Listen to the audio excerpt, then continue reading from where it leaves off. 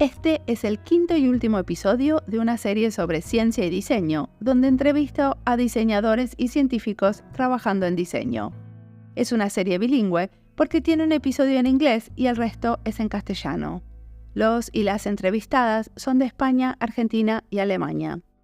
Busco con mi radar muy abierto gente trabajando en diseño que venga de diferentes disciplinas y que estén contribuyendo a un planeta más sostenible. Por eso, la invitada de hoy es parte de esta serie. Patricia Galán de Castro es ingeniera en geomática y topografía, trabajando hace muchos años en diseño. En esta charla hablamos de cómo llegó al diseño de experiencia, de su participación en la comunidad Ladies in UX y de su trabajo actual relacionado a la agricultura. Hablamos de cómo se pueden reducir intermediarios, de no desperdiciar cosechas y de algunos servicios como adoptar un naranjo. Pero también nos dio tiempo para hablar de su trabajo como educadora en diseño y cuestiones afectivas como la vulnerabilidad en el contexto del trabajo. Mi nombre es Mariana Salgado, esto es Diseño y Diáspora.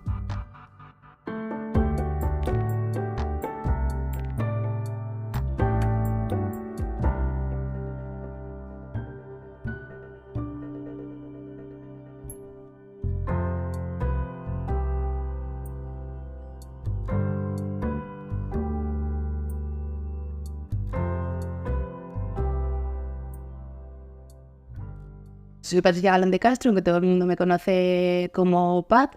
Ahora mismo soy diseñadora de producto digital, pero tengo un pasado un poco diferente, ¿no? Ya que soy ingeniera en geomática y topografía. ¿Qué quiere decir geomática? Geomática, bueno, la geomática y la topografía son como aquellos conjuntos de técnicas o de principios, ¿no?, que ayudan a representar en la superficie de la Tierra sus formas y sus detalles, ¿no? Si tuviéramos que pensar en como un entregable, ¿no?, de un geomático o de un topógrafo, sin desmerecer, ¿no?, a los geógrafos, es la cartografía, ¿no?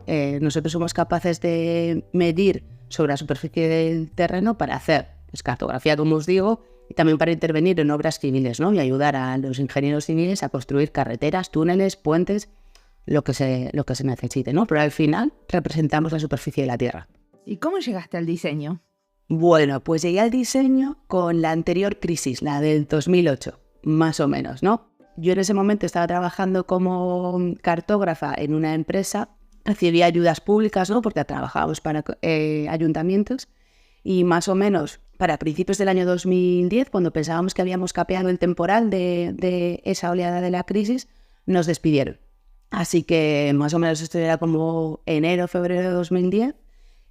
Siempre había sentido como curiosidad por el diseño, ¿no? Mi padre me enseñó a programar en Basic cuando tenía 4 o 5 años y pensé que la siguiente salida natural, dado que además también tenía conocimientos de sistemas de información geográfica, podría ser en diseño web, ¿no? Entonces, un poco de manera autodidacta, empecé a estudiar por mi cuenta pues diseño web, HTML, CSS, y al poquito de eso, a través de una conocida, me dijo que en cuanto cogiera los conocimientos básicos de esa disciplina, pues me metí en su empresa como becaria, ¿no? Ella era la responsable del equipo de front. Y así pasó. A los 4 meses más o menos empecé a trabajar con ella, y al poquito de estar allí, unas 2 semanas, en esa consultora, acabé en el departamento de usabilidad y experiencia de usuario de Bankia. No tenía ni idea de lo que era, pero me flipó.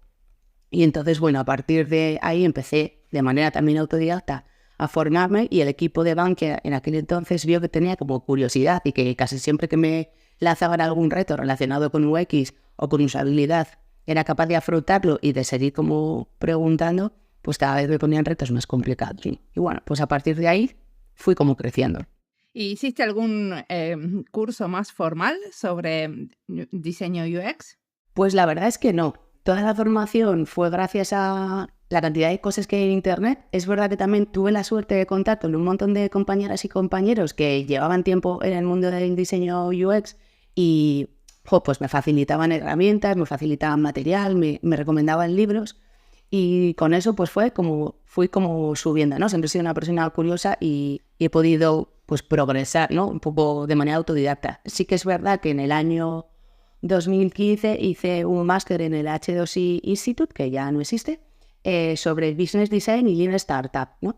Y eso me cambió un poco la forma de trabajar y de pensar, ¿no? Porque trabajaba mucho en entender los porqués y no tanto los cómo, ¿no? En el sentido de por qué queremos hacer una cosa, ya veremos cómo lo hacemos, ¿no? Entonces, como todo ese ejercicio de experimentación y validación temprana de hipótesis, como que me ayudó a, no tengo que hacer las cosas porque sean bonitas o feas, sino aquí hay un racional, yo tengo unas hipótesis, tengo que testarlas, ¿no? Entonces, más o menos para 2015 o 2016 terminé esa formación, pero nunca he tenido formación reglada de UX. También es verdad que cuando empecé no había tantas escuelas como existen a día de hoy. Lo que hice fue, como te digo, pues juntarme, creo que a la gente que lleva en el sector mucho tiempo y aprender de ellas.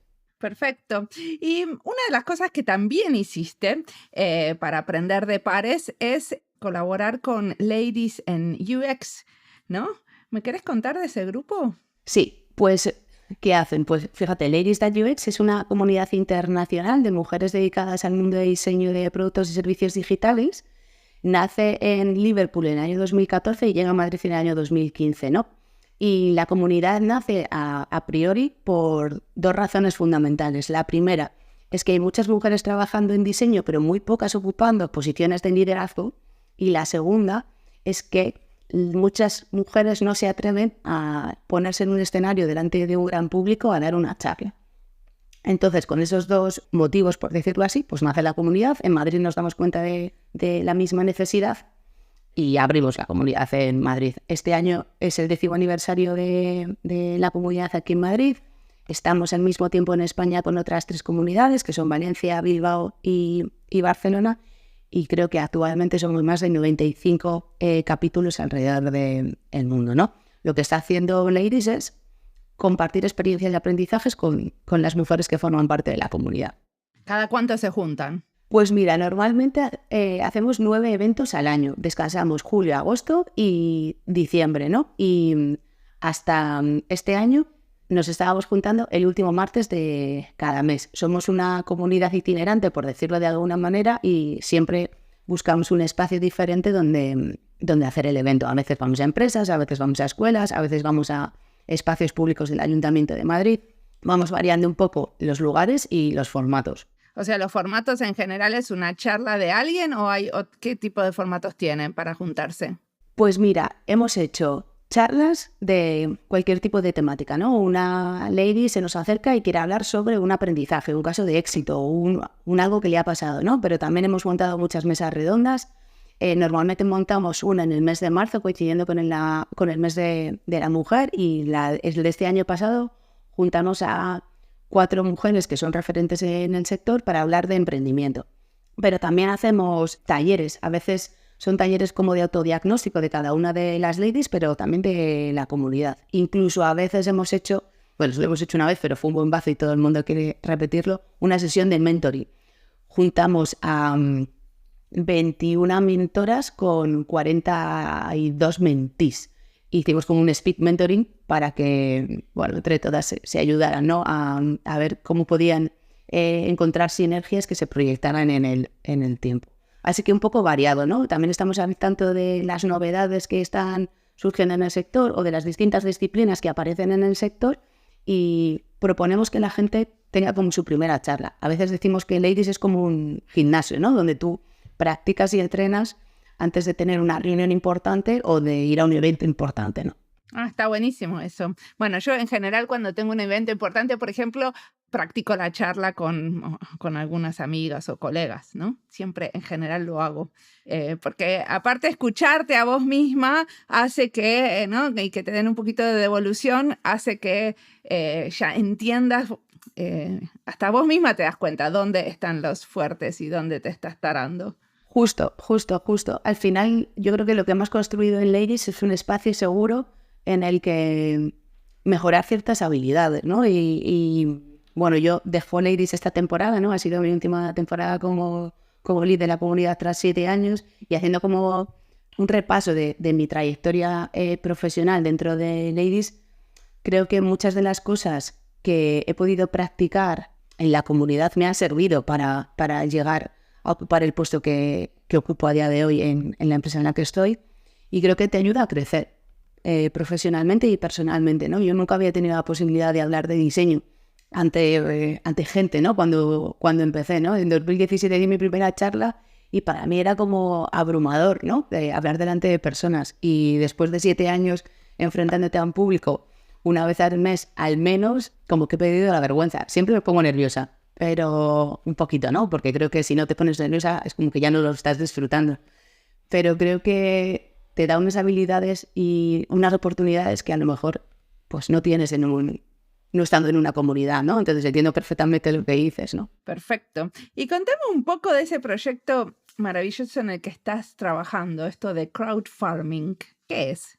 Crowdfarming podría decirse que es una startup, pero ya no, porque es una scale-up que tiene el reto de crear la cadena de suministros de frutas y verduras más sostenible de Europa.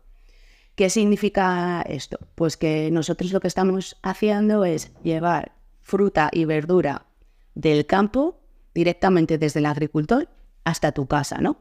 Reduciendo todos esos intermediarios que en la cadena convencional de suministros existen. ¿Y cómo conseguimos esto? Bueno, pues tenemos un equipo de producto digital, por decirlo así, ¿no? Es que se puede ver en la plataforma, ¿no?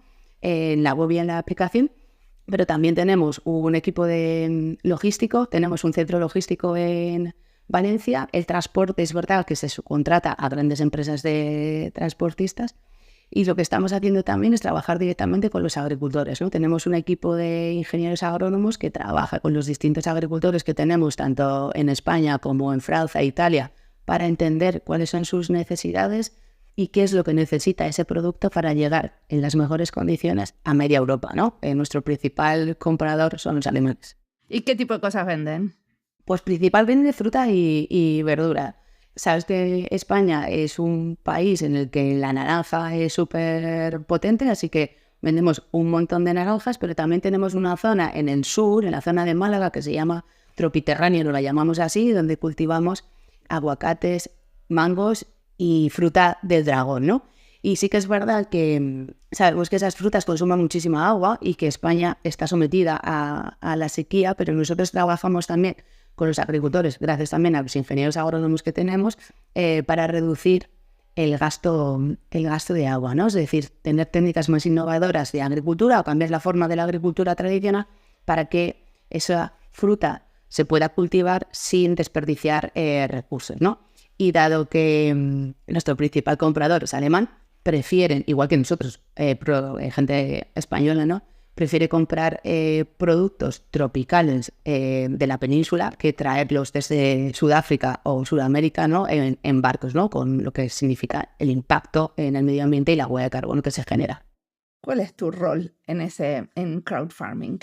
Vale, pues mi rol, yo sería a día de hoy Head of Product Design del equipo de crowdfarming. ¿Qué significa esto? Bueno, pues que gestiono y lidero el equipo de diseño. Y no solo gestiono un equipo de 6 personas, sino que también tengo la responsabilidad de ser guardiana de la experiencia de crowdfarming, ¿no? A nivel de producto digital, ¿no?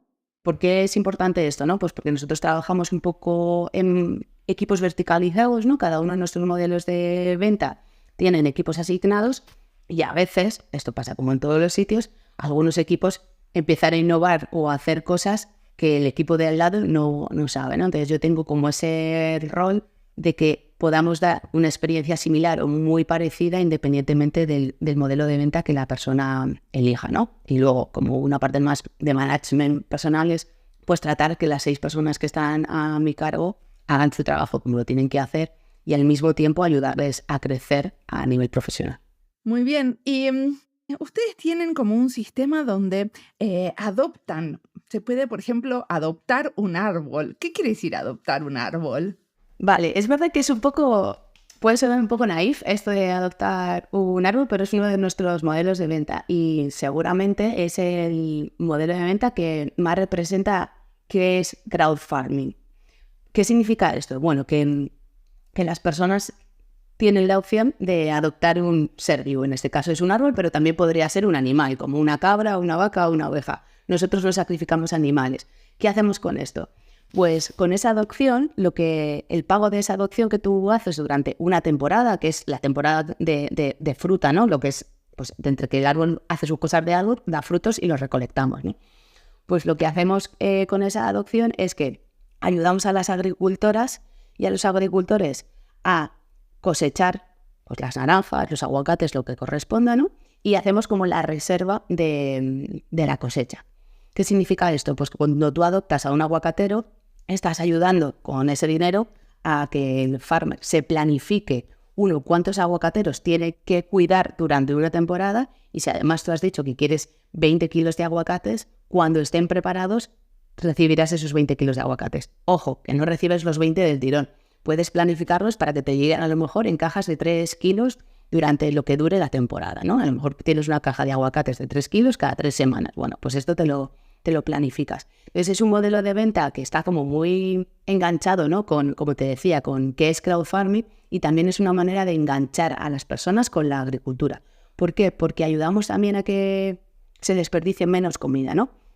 Si de una temporada a la siguiente la agricultora sabe que tiene 15.000 adopciones y que tiene reservada una cosecha, no lo sé, de 50 toneladas, pues va a cultivar eso y no va a cultivar otra cosa, de manera que el excedente de producto pues no lo va a tirar o no lo va a desperdiciar, aunque normalmente nosotros no desperdiciamos producto. Lo que no se adopta se vende en otro de los modelos de venta.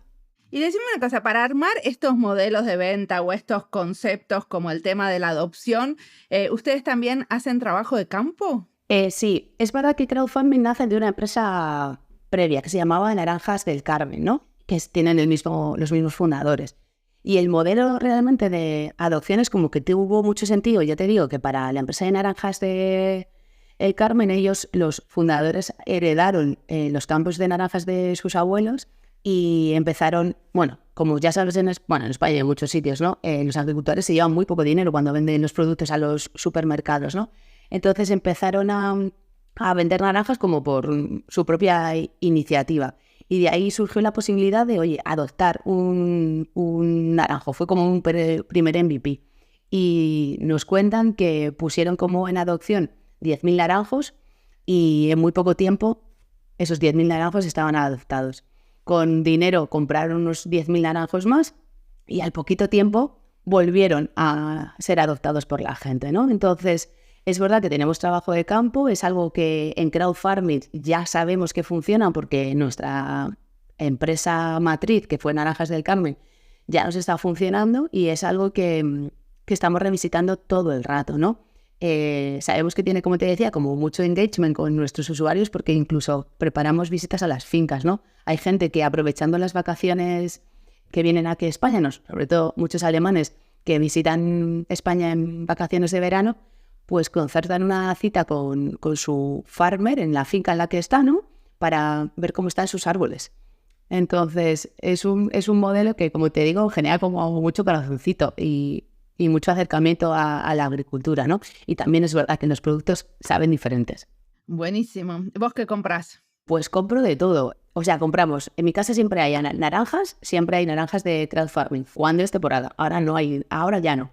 Aguacates también compramos. Hay varias cajas que son como cajas mixtas de vegetales y también solemos traer, no sé, casi toda fruta de temporada, ¿no? Tenemos otro modelo de venta que es la suscripción, ¿no? de cajas de fruta. Entonces estamos suscritas y todos los meses nos llega una caja de fruta de temporada, ¿no? Y ahora que hay fruta de hueso, pues nos está llegando nectarina y melocotón. Así que muchas de las cosas que entran en mi casa vienen de crowdfarming.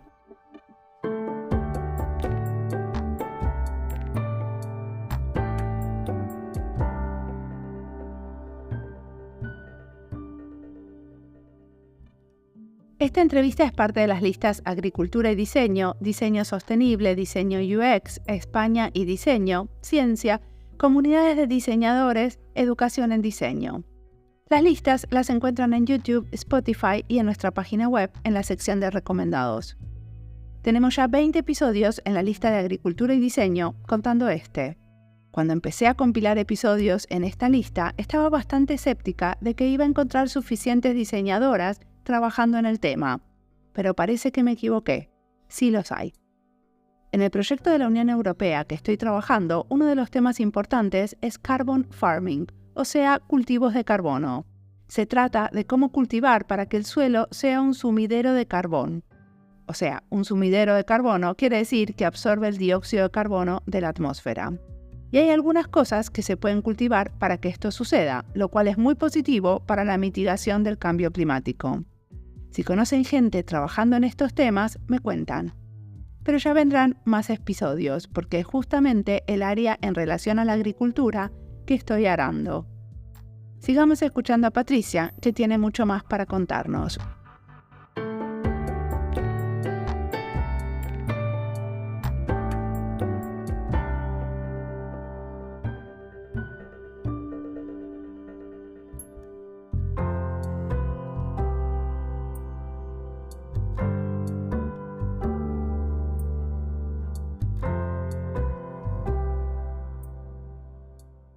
Los últimos tiempos estuviste escribiendo bastante sobre vulnerabilidad y liderazgo.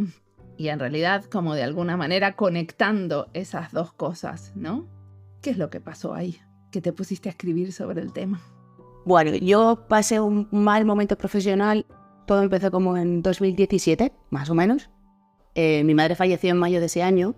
Yo estaba trabajando en un proyecto para el BBVA y surgió la posibilidad de unirme al equipo de Twenty en aquel entonces, ¿no? Y yo pensé que eso era lo que necesitaba hacer, ¿no? Como que en ese momento en el que estabas como más triste, más de bajón, ¿no? Como recuperándote del golpe, buscaba siempre como iniciativas que me hicieran subir para arriba, ¿no? Entonces, bueno, pues me cambié de curro, me fui a Twenty y bueno, yo noté en ese momento que la alegría de empezar un nuevo proyecto duraba como bien poquito, ¿no? Y no era tanto por Twenty o por el equipo, ¿no? Sino que no era mi mejor momento personal, ¿no?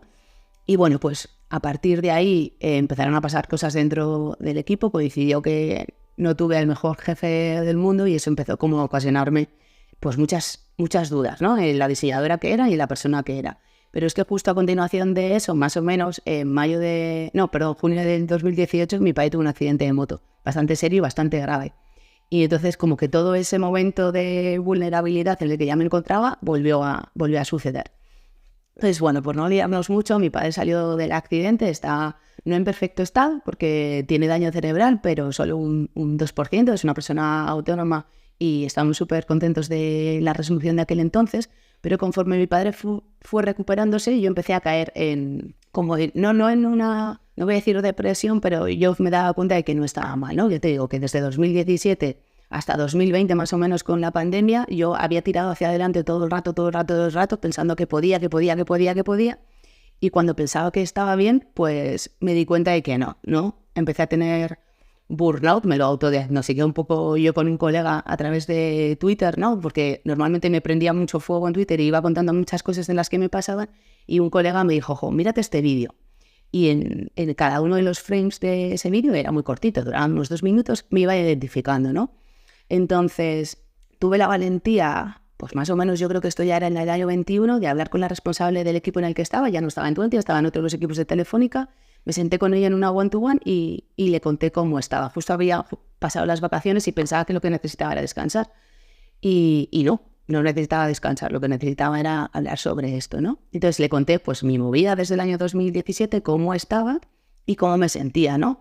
Y ella me dijo después de esa conversación que qué podía hacer por mí. Entonces como que noté la primera vez sentí por primera vez que una persona que ocupaba un puesto de liderazgo me tendía una mano, ¿no? Que mostrarme vulnerable no había sido una brecha en la que hacer daño otra vez, que ya me había pasado con mi anterior lead, sino no compasión, no quiero decir compasión, pero sí me tendieron la mano, ¿no? Entonces, bueno, a partir de ese momento me puse a trabajar con una psicóloga, empecé a cambiar hábitos, tener rutinas más sanas, hacer cosas que, pues estas cosas que todo el mundo dice de las 10 cosas para tener una vida saludable. Bueno, pues yo qué sé, a mí me funcionaba, ¿no? Entrenar, dormir bien, comer sano, apagar el ordenador 1 hora, tener rutinas buenas antes de dormir, que es un absurdo. Son esas cosas que todos sabemos y pocos hacemos, ¿no? Exacto, era como, pero si esto lo han leído 60 veces, sí, pero no lo has practicado, ¿no? Entonces empecé a hacer como esas rutinas y empecé a encontrarme bien, ¿no? Y luego, bueno, pues pasó la nave, ¿no? Isa Luita me invitó a ser coordinadora del programa de diseño de experiencia de usuario. Antes había sido mentora también en cursos anteriores y como que empecé a subir, ¿no? No subir de nivel ni de puesto, sino que me sentía con una energía con la que antes no estaba, ¿no? Y me di cuenta que cuando empecé a hablar de qué es lo que me había pasado y cómo me sentía, pues, como te decía, ¿no? En vez de utilizar esa falla para hacerme daño, se iban abriendo puertas. Y desde entonces, cada vez que tengo la oportunidad de contarle a alguien mi historia, ¿no? A veces más extendida, menos extendida, pues suelo hacerlo. Y de vez en cuando, pues como has visto por LinkedIn, suelo escribir sobre eso porque, joder, no sé si a alguien le puede ayudar, ¿sabes? A lo mejor hay gente que está pasando algo parecido. Sí, y hay pocos que escriben sobre eso. Y aparte, como vos sos líder de un equipo y a la vez coordinadora como de un curso, un taller, ¿no? Sobre experiencia de usuario para otros. Y las dos cosas demandan como estar emocionalmente fuerte, ¿no? Justo. Ayer lo hablaba con una compañera de trabajo y decía, es que ser responsable de un equipo, entendiendo ser responsable de un equipo como esa persona que acompaña y que a veces sostiene a personas, no está pagado. Es durísimo, porque muchas de las cosas que ellas tienen en la cabeza luego te las pasan, ¿no? Y estás preocupada porque ellas estén bien y quitarle como estorbos, ¿no? Sí que es verdad que a mí no me vale ya como responsable de equipo que vengan a quejarse, de cosas. Porque si encontramos palancas y accionables que puedan poner en práctica para reducir esas cosas que les están haciendo daño, si no la pones en práctica tú, no me vengas 4 semanas después a decirme que te sigue doliendo lo mismo, porque yo no puedo soportar esa carga, ¿no? Entonces, para mí es muy agotador, ¿no? El tener que soportar a la gente, ¿no? Y creo que mostrarse vulnerable, a mí personalmente, como responsable del equipo de crowdfarming, me ha ayudado a que me entienda, ¿no? Yo llegué hace 1 año y medio a crowdfarming, el equipo estaba montado y lo primero que hice con ellas fue escucharlas y entender qué es lo que esperaban de mí. Y cuando hice una pequeña cosa, tuve un montón de charlas con ellas y luego hice una pequeña encuesta. Y tras leer esas encuestas, claro, cada una puso lo que quiso poner, ¿no? A nivel un poco más personal. Bueno, pues con algunas de mis herramientas que ya tenía es como, pues fíjate, mira esta charla en la que hablo de vulnerabilidad y carga profesional, esta soy yo. O mira este texto que escribí hace un par de meses, esta soy yo, ¿no? Y creo que mostrarme vulnerable, a pesar de todas mis creencias de cuando era un poco más pequeña, me ha hecho más fuerte. Y siempre pensé que era lo contrario. Una de las cosas que me gustó mucho de alguna charla tuya que estuve mirando es que haces listas, ¿no? Y hace poco, te cuento que cuando tenés que pensar algo, haces listas, porque estaba leyendo un libro que se llama el libro como de la buena pensadora, ponele, ¿no? Es en finlandés, te lo estoy traduciendo. Y una de las cosas que sugería el libro es hacer lista. Por ejemplo, una lista de las cosas que hago bien. Después, una lista de las actividades que me gustan. Una lista de las cosas que valoro en los demás. Una lista de mis propios valores. Bueno, o sea, hay como diferentes ejercicios, pero uno de los ejercicios es armar listas, como una manera de, porque hay veces si uno no se pone a pensar, bueno, a ver, ¿cuáles son las cosas que valoro en los demás, por ejemplo, y por qué valoro ese tipo de cosas? Y si valoro eso, entonces, ¿cuáles son mis valores? Y si esos son mis valores, cómo las actividades que me gustan pueden apoyar esos valores. No sé, o sea, tiene una lógica, ¿no? Esto de las listas. ¿Cómo es para vos lo de las listas? Pues y Saludita siempre se ríe de mí porque soy la persona que hace listas, ¿no? Y a mí me ayuda a pensar, ¿no? Y a estructurar cosas. Y es verdad que creo que lo he hecho desde que era pequeña, ¿no? Cuando nos íbamos de vacaciones, o sea, de las primeras cosas que me acuerdo ahora era enlistar la ropa que me llevaba, ¿no? Y mis amigas, por ejemplo, cuando empezamos a irnos de vacaciones un poco de adolescentes juntas, se reían de mí porque yo tenía siempre como, pues pantalones 2, camisetas 3, porque era la forma fácil de hacer la maleta y que luego de vuelta a casa no se me olvidara nada, ¿no?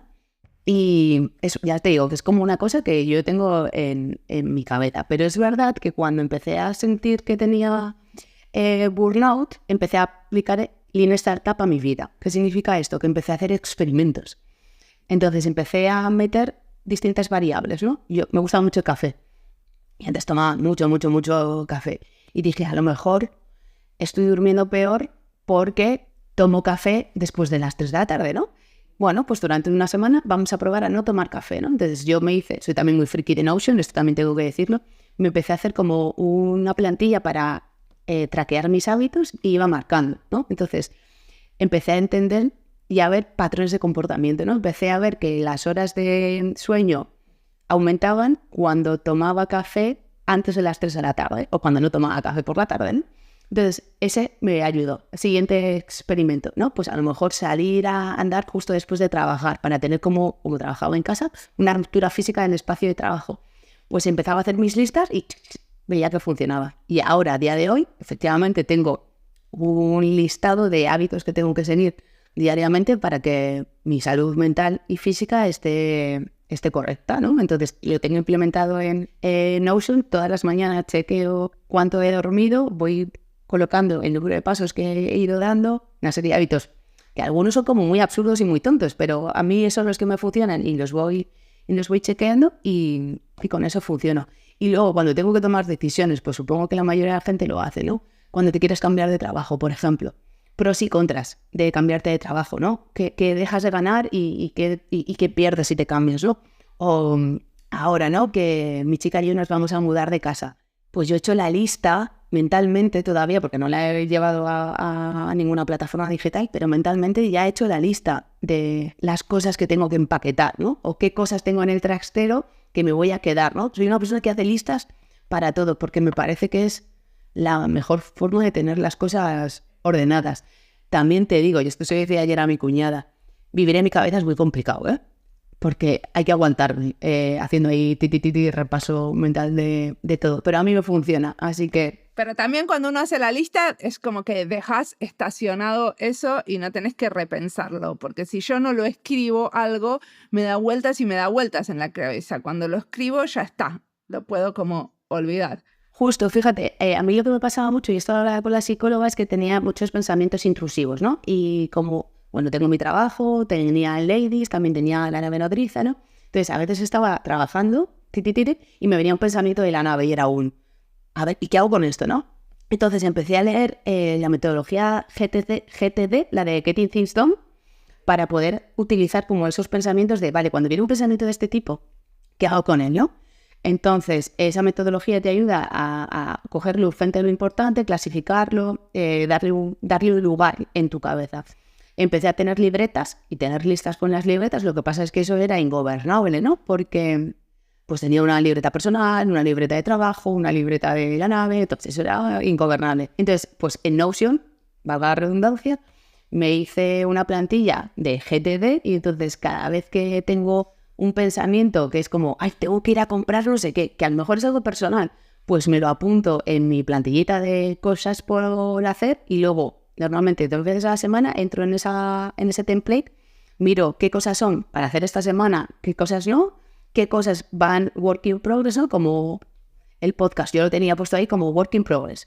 Esto pasó hace un tiempito, me lo comentaste, me lo puse ahí y dije, bueno, ya no está en mi cabeza porque ya está en un Notion, ¿no? Es como apagar todos esos ruidos y esos pensamientos intrusivos. Entonces, para mí las listas calman el ruido. Perfecto. ¿Qué cosas recomendás?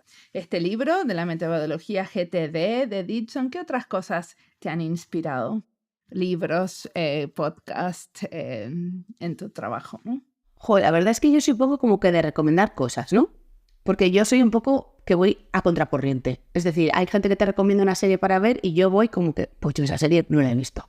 Y como que no tengo como esa... ganas de verla. A lo mejor luego las veo cuando ya ha pasado como súper de moda, ¿no? Pero yo voy como a contracorriente. Pero, por ejemplo, a mí un libro que me gustó un montón y que leí hace mucho tiempo es el de Creatividad S.A., que es justo el que comenta los inicios del estudio de Pixar, ¿no? Cómo se creó Pixar. Entonces, van contando las fases de las creaciones de las películas, ¿no? Y la aplicación de la creatividad para ello. Y la verdad es que fue un librito que me fui leyendo como a capitulitos y me moló un montón. Y uno, si te digo, el de No me hagas pensar, ¿no? Ese que yo creo que a todas las diseñadoras UX nos ha marcado la vida y casi fue el primero que leí. Pero si hay un libro que tengo que recomendar que me fascinó y que sigo recomendando 14 años después es Las leyes de la simplicidad de John Maeda. Es que me parece que es bellísimo, bellísimo. Y luego hay una cosa que, bueno, que al final, cuando llegas personas, ¿no? Cuando trabajas con personas y te preocupas de ellos, ha habido una serie que me ha volado la cabeza, que es Ted Lasso, ¿no? Está en Apple TV. Y es una serie que habla sobre contextos, liderazgos y vulnerabilidades enmarcados en el fútbol profesional inglés. Pero no va de fútbol, va sobre liderazgo. Y me parece que es brutal, brutal. Si las personas que están empezando a llevar equipos o ya llevan equipos pero quieren como dotarle de una capa un poco más de humanidad, me parece que es una serie bellísima de ver. Una pregunta te quería hacer, porque sos ingeniera en geomancia y topografía. ¿Cómo te sirvió eso en tu ser diseñadora? Vale, una pequeña corrección. Geomancia no sé lo que es geomática. Geomática, perdón. Geomática y topografía. Pues, yo pensé al principio que no me iba a servir para nada. Bueno, todo sirve en la vida. Pero cuando hice la transición, pensé, bueno, pues he perdido un montón de años de mi vida he estudiado esto sin ponerlo en valor. Pero sí que es verdad que luego he sabido dar la vuelta, ¿no? Porque yo me especialicé en cartografía digital y en sistemas de información geográfica, y al final eso es la representación de información sobre el terreno, ¿no? Cuando yo empecé a hacer diseño, como que toda esa parte de visualización de mapas, información temática sobre una capa cartográfica estaba como muy de moda, y todo el mundo me decía, es que tienes un potencial increíble, ¿no? Porque ya tienes esa capa de diseño, puedes estar tocando ambos lados. Y sí que es verdad que nunca he trabajado haciendo visualización de datos, pero como que la cabeza ya la tengo formada, ¿no? Y luego es verdad que yo siempre me he considerado más diseñadora de UX, como de la parte del backend, voy a decirlo así, ¿no? Haciendo flujos y arquitecturas de información. Entonces, como que mi cabeza de ingeniera, en la que casi todo es perpendicular y paralelo, me ha ayudado en toda la parte lógica, ¿no? De hacer un flujo, ¿no? Recuerdo que cuando trabajaba haciendo registros y logins en 20, se me escapaban muy pocos casos de uso, ¿no? Porque como que todo el unhappy path era capaz de recorrerlo, ¿no? Y ahora en crowdfarming, que además de, como te contaba, en lo que hago a día de hoy, también estoy trabajando en pequeños proyectos que tienen más que ver con el diseño de procesos, pues es que justo, ¿no? Esa capa de entender un proceso y planificarlo me está ayudando un montón, ¿no? Entonces, yo creo que todo sirve, todo suma, y que aunque no tuviera conocimiento de ciertas herramientas de diseño, el haber trabajado con software de creación también te da unas habilidades técnicas que van sumando, ¿no? Ahora ya estoy como más reconciliada con mi yo topógrafa, porque como te digo, al principio estaba como defraudada, ¿no? Haber invertido tanto tiempo de mi vida en una carrera que inicialmente como que no me apasionaba, pero que luego le encontré el sentido a no poder aplicarla, ¿no? Y ahora creo que la aplico sin darme cuenta. Perfecto. ¿Y qué te imaginas haciendo en el futuro? ¿Hacia dónde te parece que vas tu carrera profesional? Ostras, pues fíjate, yo en el año 2020 me di cuenta que quería llevar equipos, ¿no? En ese momento era diseñadora senior ya y sabía que quería llevar equipos. Y en ese momento hice como una cosa que no sé si todo el mundo lo hace, pero me despedí de mi yo diseñadora. ¿Qué significa esto? Pues que como me di cuenta de que ya no quería pasar el 100% de mi tiempo diseñando, sino que lo que quería hacer era que otras personas pues hicieran no ese trabajo, ¿no? Pero sí que es verdad que esas otras personas como que tomaran esa labor, y que yo lo que tenía que hacer era ceder ese espacio y ayudarlas a conseguir que las cosas funcionaran, ¿no? Alinear los objetivos de negocio con los objetivos de producto y que esas personas se sintieran realizadas. Así que hice como una especie de ceremonia de despedida y pasé como un luto como diseñadora. Y empecé a llevar gente. A día de hoy, que he pasado de llevar equipos muy pequeños, de 1 a 2 personas, a un equipo de 6, pues no sé dónde me veo. O sea, seguramente que llevando personas, seguro. Trabajando más en diseño de servicios, también. Pero una de las cosas que me he dado cuenta en los últimos años también es que me gusta trabajar con gente. No hacer diseño, trabajar con gente, ¿no? Mi labor dentro de la nave nodriza me flipa. Y mi labor dentro de Ladies me flipa, ¿eh? Ojalá todo eso me ayudara a pagar facturas, que no lo hace, ¿sabes? A veces acompaño. En el Ladies es totalmente por amor al arte. Pero si tuviera un trabajo que me permitiera, no sé, acompañar a personas en procesos de cambio, por decirlo así, y trabajar a su lado, pues yo creo que iría un poco por ahí, ¿no? como un poco de coach. Sí, no sé, algo así, ¿eh? Me lo he estado pensando. El otro día se lo decía a un par de colegas de yo quiero ser advisor de la vida. Que no sé qué significa eso, pero quiero ser advisor de la vida. Me gusta estar con gente y acompañarlas, ¿no? Y es enriquecedor ver dónde llegan. Como que disfruto más con eso. Buenísimo. Bueno, muchísimas gracias por la entrevista.